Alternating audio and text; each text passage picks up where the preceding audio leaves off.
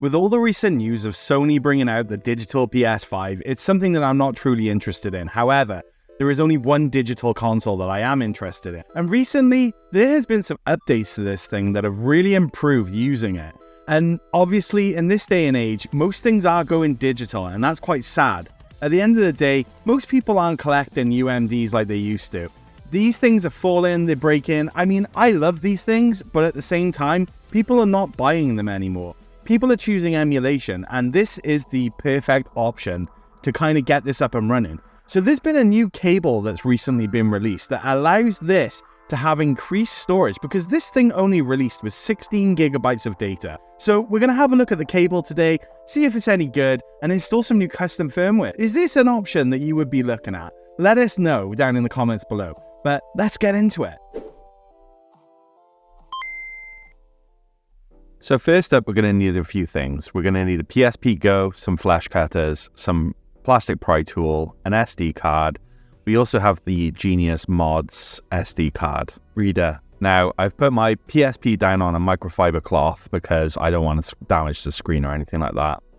There are 4 screws that you have to remove off the back, and then the back plate will just come off. You have to remember to unscrew the 2 screws at the top as well.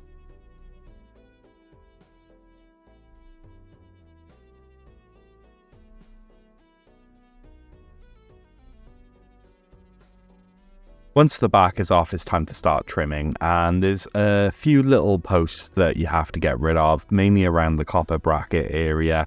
And I would just recommend sort of feeling the area, just making sure that there's no sharp edges or anything sticking out after you make the cut.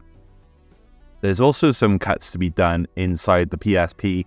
You've just got to be really careful when doing this, because if you cut too close to the wires, there's a chance that you may nick the wires, which will obviously damage the PSP. So you definitely don't want to be doing that.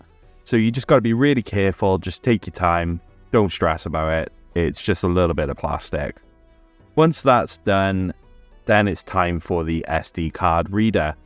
Now, this thing is absolutely incredible. This is a real game changer.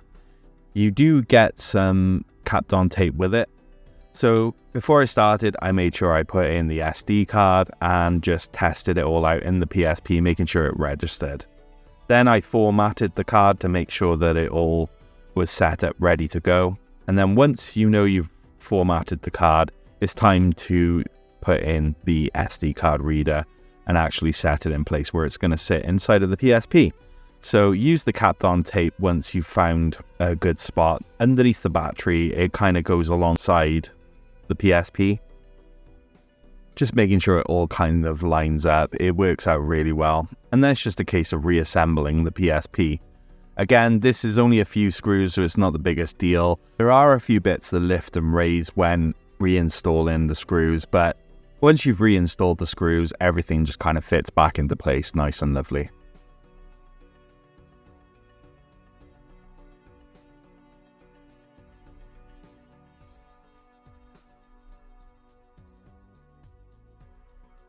So now I've got this up and running with the SD card, it wasn't the hardest mod at all to do. Now we want to stick some custom firmware on it. Now the custom firmware I'm going to go for is Arc, because it is the most up-to-date custom firmware that you can run on these things. There's loads of different stuff that you can actually do with Arc. Before now, you may have seen it in some of my earlier videos where I have put custom firmware onto the PSP using the CWF Pro update, and then I've used Infinity. Well, that's kind of now dead. No one's really using that anymore. So they've gone for Arc 4, and that's recently been updated as well. So we're going to chuck that onto this little system. We're going to chuck some ROMs and some ISOs and just see how it goes, because this thing doesn't just play PSP. There's a whole lot more that it does. And something that I've recently got into as well is watching the UMD movies. Now, I didn't really see the value in this before, but recently I've enjoyed watching videos on my PSP. So one of the things you have to do is connect your PSP to the internet. Now, this system is 20 years old, so it may find some difficulty in connecting to your current router. So I use my hotspot from my phone to connect it and just took away the password aspect of it, and that seemed to do the trick. Once connected to the internet, you have to go to this site, psp.org/. www.lucidgames.com with an S. If you've previously installed custom firmware, you might need to use the downgrader to remove this from the system. I didn't need to worry about this because I haven't installed any custom firmware on here yet. And then it's just a case of downloading the custom firmware, the ARC software, to be able to get this up and running. It's a very straightforward process. You literally click one button and it'll download 3 different files. Once that's complete, you'll see the first file, and all you do is click on that and it will bring up 3 other files once it's loaded. You open them up in consecutive order. So you start off with the top one, work your way down to the second one, and then finally onto the third one.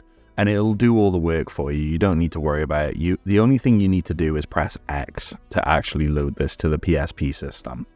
Then it's just a case of checking to make sure that this custom firmware has loaded to your PSP. So go back over to the settings tab, go down to your system information and just check that that's the case.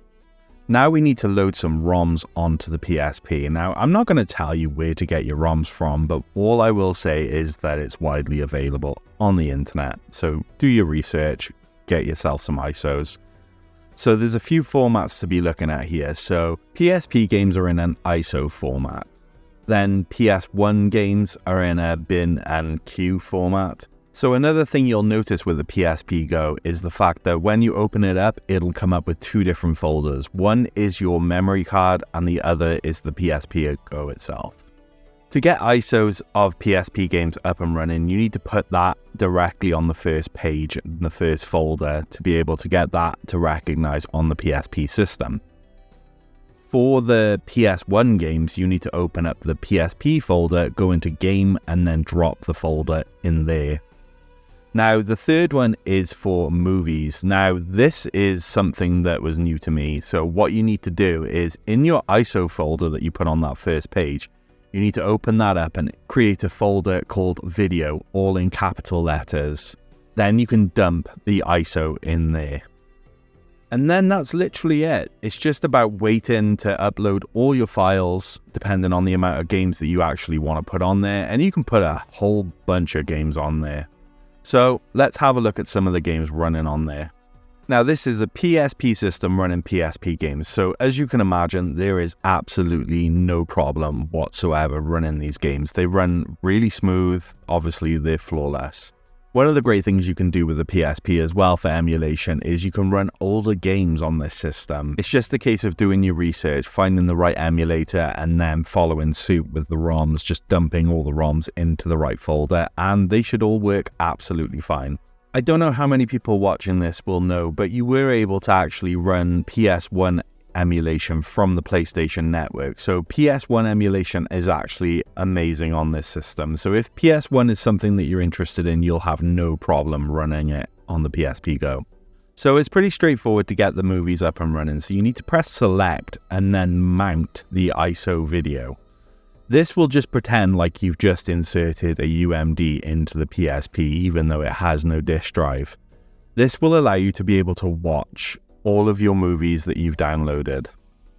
And as you can see here, it's actually really good quality. Considering the screen isn't exactly OLED or anything that we're used to today, it's still really clean, it's really crisp, and it's definitely easy to watch a movie on this system. One of the things I really like about the UMD movies as well is the fact that they actually have some like special features and stuff like you would find from a Blu-ray or a DVD. And it's stuff that kind of gets lost in this streaming era we're in. So it's something that I've really started to appreciate and enjoy now on the PSP. So guys, that is the PSP. Fully up and running, modded, looking great, looking beautiful. This thing might be my go-to PSP now. I mean, the fact that it's got upgraded storage, I can play a ton of different games on it, as well as watching movies. I mean, you can't really ask for more than that. And look at the size of it. It's just, you can fit that in your pocket. You've got no problems whatsoever. So let me know down in the comments below what you thought of this mod. As you can see, it was a very easy, straightforward, simple mod. Lots of, not really much of messing around. And to be honest with you, I just genuinely think this is quite an easy mod for a first time, sort of modding project, really. But anyways, I hope you enjoyed it. I hope that gave you some helpful tips and hints. And I guess we'll see you on the next one. Thanks for watching, everyone.